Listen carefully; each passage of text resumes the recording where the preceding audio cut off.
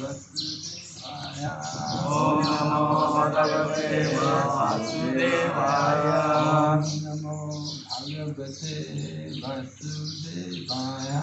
Om Namo Bhagavate Vasudevaya. Om Namo Bhagavate Vasudevaya. Om Namo Bhagavate Vasudevaya. Narayanam Namaskrityam. Narayanam Namaskrityam. Naram Chaiva Narottamam. Naram Chaiva Narottamam. Devim Sarasatim Vyasam. Devim Saraswatim Vyasam. Tato Jayam Tato Jayam Udiraye. Udiraye. Nasta Praeshu Babadreshu. Nasta Presu Abhadresu. Nityam Bhagavata Sevaya. Nityam Bhagavata Sevaya. Bhagavati Uttama Shloke. Bhagavati Uttama Sloke. Bhagavati Naistiki. Bhakti Bhavati Naisiki. We're reading Srimad Bhagavatam, 5th canto, chapter number 6. The title is The Activities of Lord Rishabdev. And this morning, text number 2. So it's a verse in prose. Rishi Uvacha Visuvacha. Satyam Satyam.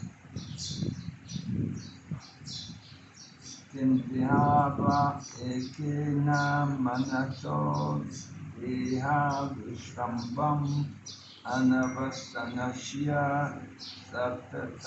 satakita eva sangatante. Rishi Uvacha. Sukadeva Goswami says, Sukadeva Goswami said, Satyam, the correct thing, great thing, Uktam, have said, Kintu, but, Iha, in this material world, Va, either, Eke, some, not, Manasa, of the mind, Ada, directly, Vishrambam, faithful, Anavastanasya, being unsteady, Sata, very cunning, Kirata, a hunter, Eva, light, Sangachante, become. Translation. Srila Sukadeva Goswami replied, My dear king, you have spoken correctly. However, after capturing animals, a cunning hunter does not put faith in them, for they might run away. Similarly, those who are advanced in spiritual life do not put faith in the mind. Indeed, they always remain vigilant and watch the mind's action. Purport by Srila Prabhupada. In Bhagavad Gita 18.5, Lord Krishna says, Yagna dan tapa karma natchatyam karyam evatat yagno danam tapaschaiva pavanani manishkinam. Acts of sacrifice, charity, and penance are not to be given up, but should be performed. Indeed, sacrifice, charity, and penance purify even the great souls. Even one who has renounced the world and has taken sannyas should not renounce chanting the Hare Krishna Mahamantra. Renunciation does not mean that one has to renounce Sankirtan Yajna. Similarly, one should not renounce charity or tapasya. The yoga system for control of the mind and senses must be strictly followed. Lord Rishabdev showed how severe types of tapasya could be performed, and he set an example for all others.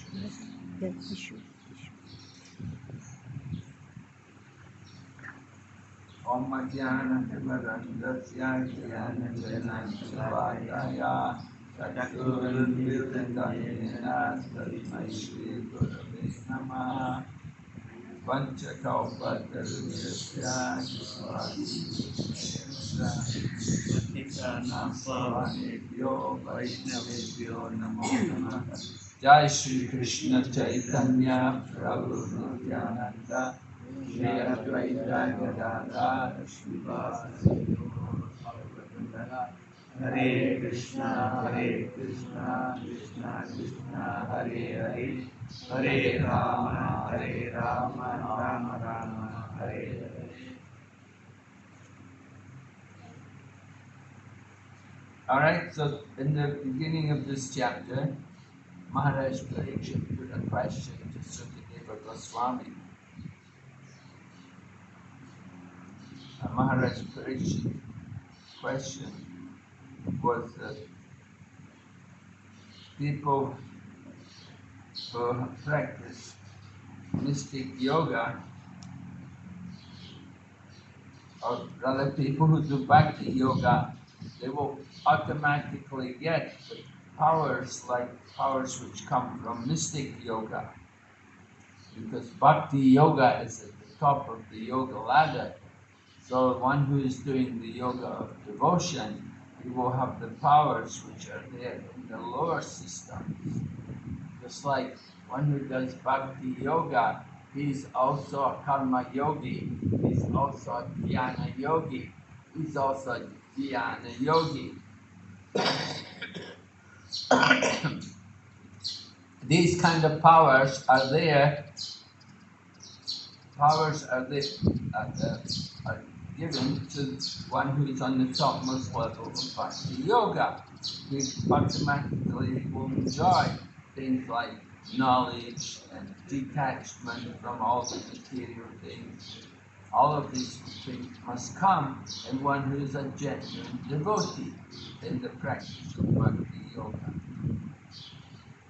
And Maharaj Parikshit had mentioned that the attachment for material things is completely burned up to ashes. In other words, one who is really doing bhakti yoga, he does not have any attachment to any kind of material sense gratification. Right? So for people who are really bhakti yogis, then all the powers of the other yoga systems also come. And Maharaj Parikshit said to Sukadeva Goswami that having these powers is not a problem for some devotee. If one is really a devotee, if he's really got devotion, then it's not a problem for him to have these kind of powers. So Maharaj Parikshit wants to know, he said, why did Rishabdev neglect them? Right? Rishabdev, he didn't take an interest in these kind of powers which were there. So Sukadeva Goswami said, yes. He said, you're right. He said, it's true that one who is doing bhakti yoga, he has all of these other powers. But he's very careful not to be bewildered by them. And Sukadeva Goswami gives an example about capturing animals. The cunning hunter does not put faith in them. Right? You capture, just like over here, the birds are there in the bird park there, right? So they keep them there. They have them in those cages, in those what could we say? Anyway, they have these birds in restricted areas where because they know the birds will fly away. They're not going to just stay there. If they have the chance, they'll just fly away. So, Sukadev Goswami gives this example that in the same way, people who are advanced in spiritual life, we don't put faith in the mind because the nature of the mind can trick us, can bewilder you, it can deceive you. You can actually think, oh, it's all right for me to do these things. I'm an advanced yogi, I'm an advanced devotee. Right? And Prabhupada gives the example in the purport. He says, just to be, he said, you may have renounced the world. It doesn't mean that you renounce chanting Hare Krishna. And it doesn't mean that you renounce doing Sankirtan. You know, we need to do these things to purify ourselves. And Prabhupada quotes this verse from the 18th chapter of Bhagavad Gita, where Lord Krishna was describing acts of sacrifice, charity, and penance are never given up because they purify even the great souls. Right? Even if you are an advanced devotee, you still want to do sacrifice, charity, and penance. Of course, we will do these things in relation to Lord Krishna. We won't do them just simply for any mundane reason. But just like if you do sacrifice, right? Yajna. So yajna by Vishnu, we do it for the pleasure of Lord Vishnu. We don't do a yajna for some material. Oh, we want peace, we don't want war, we do these big yajna. No, we have to satisfy the Lord. And charity, you give charity for the pleasure of the Lord. Just like on festivals, we like to bring flowers and fruits to offer to the deity. And sometimes people who are more wealthy, they will bring some jewelry and offer it for the pleasure of the deity. And there are many pastimes, you know, the wealthy kings, sometimes their queens would come and they would offer some different jewels for the pleasure of the deity. And you can see that's why deities like Ananta Padmanabha and Srivandra, they had so much jewels. They found so much wealth in the underground, in the treasure vault. The people didn't know about it, but it's fabulous wealth, beautiful jewelry, wonderful gems and everything, all there, which were given for the deity. So the great kings, they would give that kind. They like to give for the pleasure of the Lord. That's the highest charity, to give for the pleasure of the Lord. So there's charity, of course it can be in the mode of passion, it can be in the mode of ignorance. But if we offer the charity for the pleasure of the Lord, that is transcendental. So similarly with penance, we do penance just like today's Ekadasi. So on the Ekadasi day we do some penance, we fast from grains and beans, the Ekadasi diet. And Prabhupada also told us Ekadasi is a day in which we need to increase our hearing and chanting.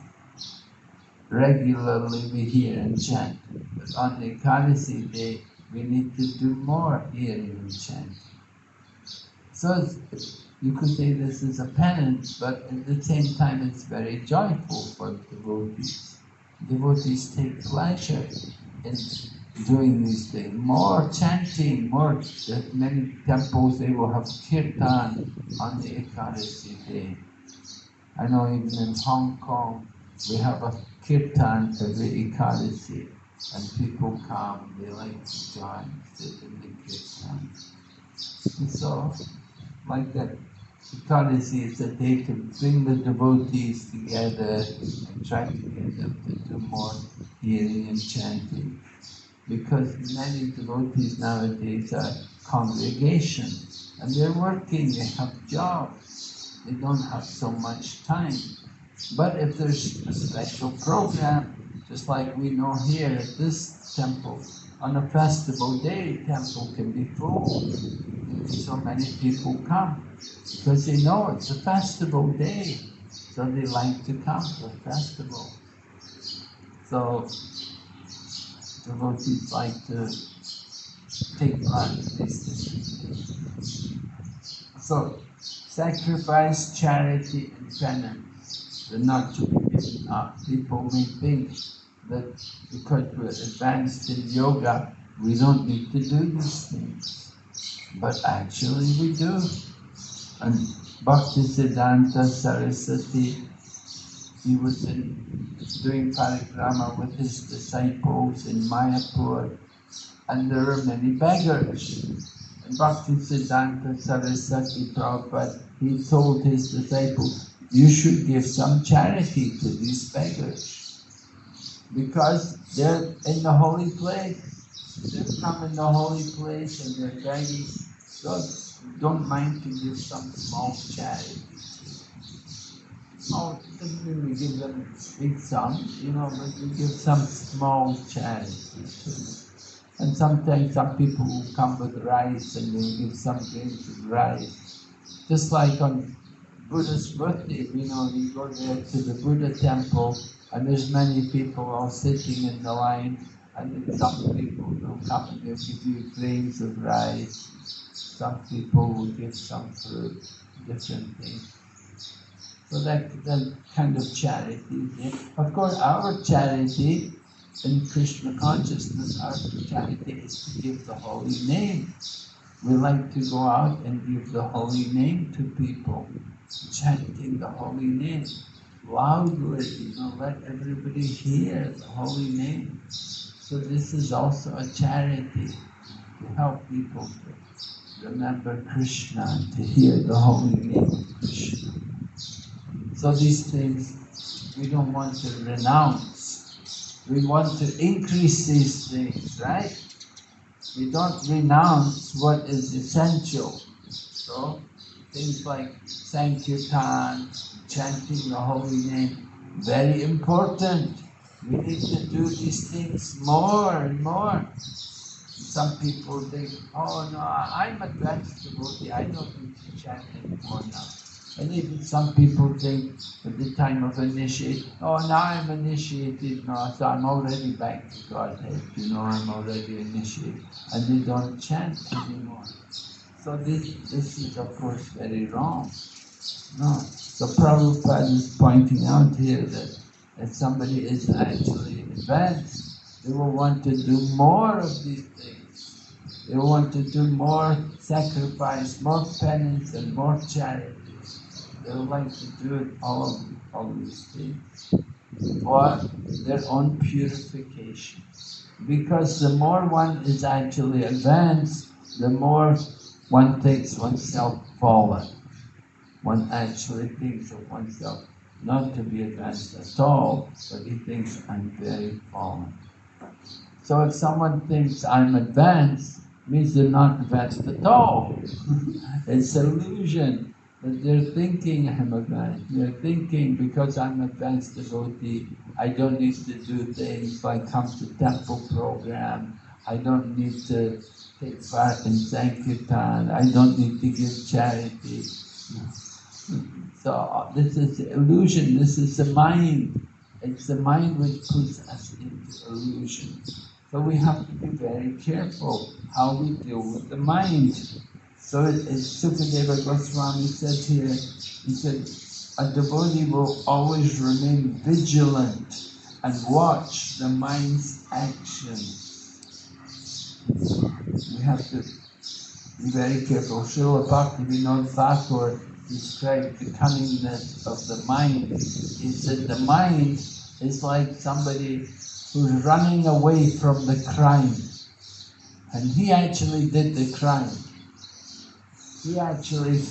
The man actually had stolen something. But he's running away and he's shouting, "There goes the thief! There goes the thief!" He was the thief, you see. But he's like, "There goes the thief!" And where everyone's, "Oh, where's the thief?" And so the attention, the thief is very cunning. He puts the attention on somebody else. That he was actually the thief, but he's pointing to some other person that he's the thief. And so he's very cunning, you see. So mind is like that. That we'll try to put the blame on other people. So we have to be very careful how we deal with the mind. Watch the mind's action. Watch the mind, dealing with the mind.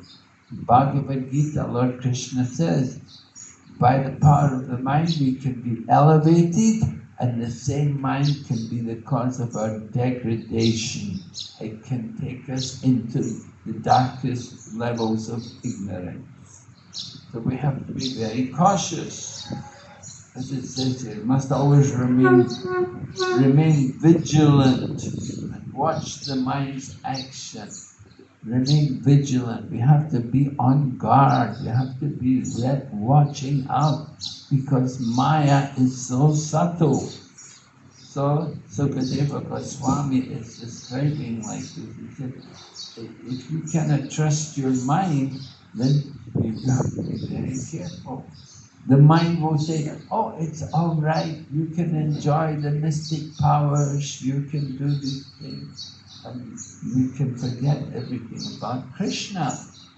The mystic powers are given to the devotee, but the devotee will not use them unless he can use them for the service of Krishna. Devotee is actually not interested in mystic powers. It's a waste of, it doesn't mean anything to one who's really a devotee. All the devotee wants is devotional service, which is based on hearing and chanting and remembering. So hearing and chanting, this is the business of devotees. And we don't need mystic powers to hear and chant. But sometimes these mystic powers are there. And of course, sometimes people would come to Prabhupada and ask Prabhupada, "Oh Swamiji, we want to see your mystic power." And Prabhupada would then point to the devotees and say, "This is my mystic power." And said that these people, they were all, very fallen and sinful, but now they're very pious and saintly, and they just chant Hare Krishna. So Prabhupada said, "This is my mystic power." The mystic power, you can walk across water. The yogi can spend so much time endeavoring to get the power to walk over the water.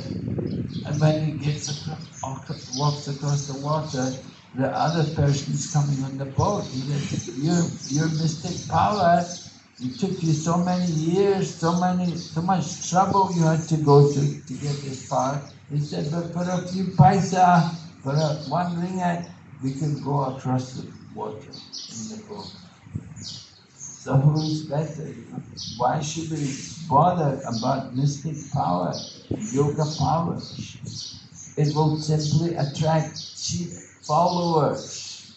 And that, of course, that's what happens. You have some mystic power and you can use it to create goals. You can attract people. People who want gold, the greedy people who want to have gold, they'll come in big numbers. "Oh, give me some gold, Swamiji, make some gold for me." So like that, you attract these kind of people, materialistic-minded people. Or you may be able to cure some disease, so that you attract many sick people. Just like in the Bible, it says in the Bible that there was one man, he was a cripple, he was lame, he could not walk. But Lord Jesus had come to him and said, "Get up and walk."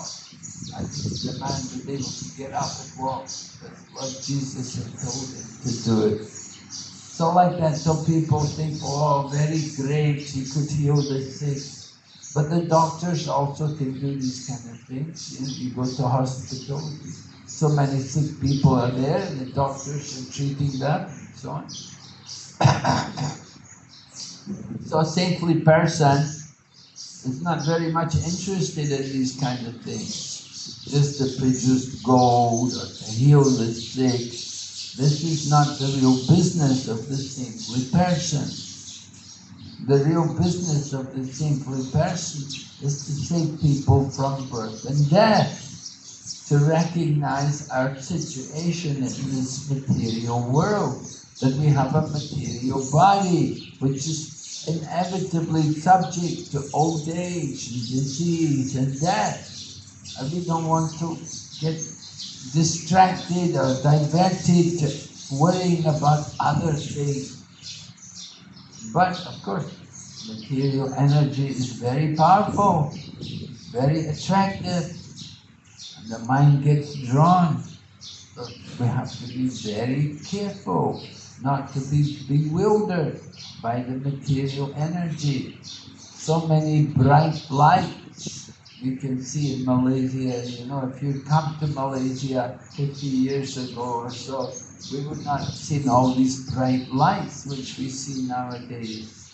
Even in India, I was seeing everywhere, oh, so many bright lights they have everywhere. So people can think, oh, very wonderful, oh, so many bright lights, so beautiful. And then we forget what is the nature of the material world. The material world is simply a temporary manifestation. It's like the prison house for all the sinful people. So we're simply thinking how to get free of our lifetime here in this place. How to get out. Right? This is the Durga, the house which is very difficult to get out. So if you go to Mother Durga, you have to pray like that to her. Please let me out of your house. So this way, devotee is very careful to keep the mind under control, to keep it in check. So Lord Rishabdev, he was showing how to do tapasya. Lord Rishabdev did very great tapasya. Right? He was naked and he was not eating. He was totally detached from the material body. So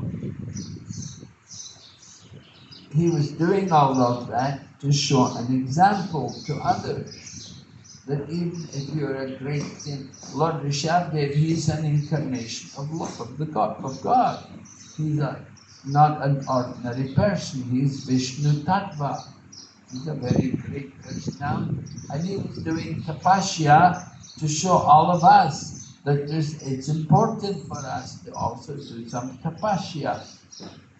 Right? We do some tapasya like Ekadasi, our tapasya. And our tapasya means not sticking nails in the body, not walking across burning hot coal fires, and not submerging ourselves in freezing cold water up to the neck. But our tapasya is the chanting of the holy names and going out on Sankirtan and distributing Sankirtan, distributing the message of the Lord in the form of His holy name. So of course it's a great tapasya. It's a great tapasya to try to distribute books, because people are not very much interested in what we're doing. The common people have no interest in spiritual values. There are many Jagai and Matai around the planet today. So our real business, however, is to go and deliver them. So it's important for us to hear about all these things. And it's important for us to hear from devotees who are convinced and who believe in it. We don't want to hear from people who just talk, but we want to see people who actually, they're convinced about it. And they're ready to give everything for the message of the Lord. So Krishna consciousness is this process. Here you can see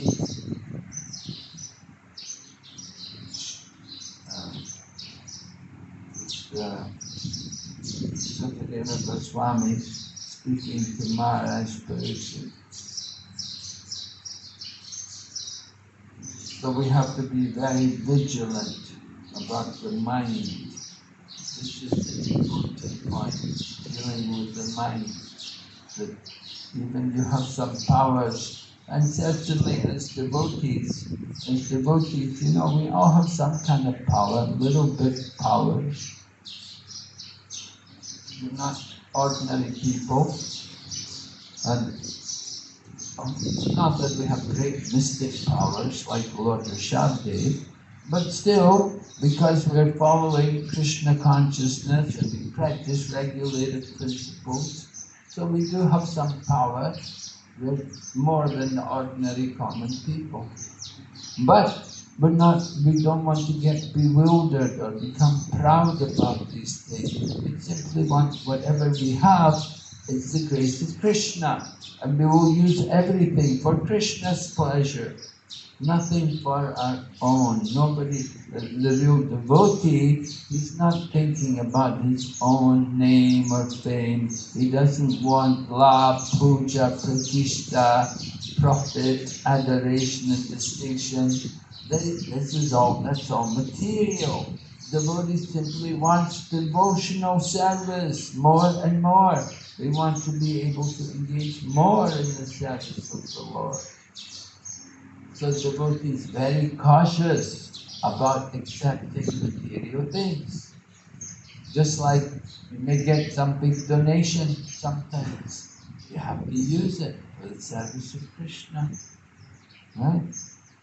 If we are devotees, maybe say you're a devotee and somehow you get an inheritance, you get a lot of money given to you.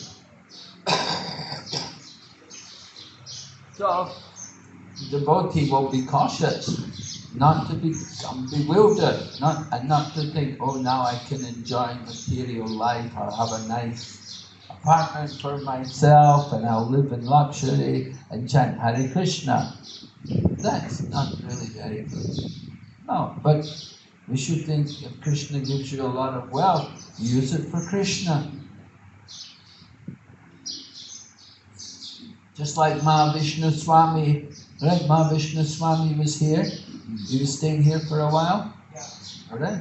And so when he was a young devotee, what happened? They put him in charge of Rath Yatra. They said there's no money. So he said you have to put on the Rath Yatra in London and there's no money. So it's up to you how to do it. So it was really worrying him. But somehow it happened, he got a big inheritance. Just at that time, somebody in his family died and he inherited quite a bit of money. And so he said, okay, I'm going to use it all for Rath Yatra. He didn't give anything to the temple, he used it all for Rath Yatra.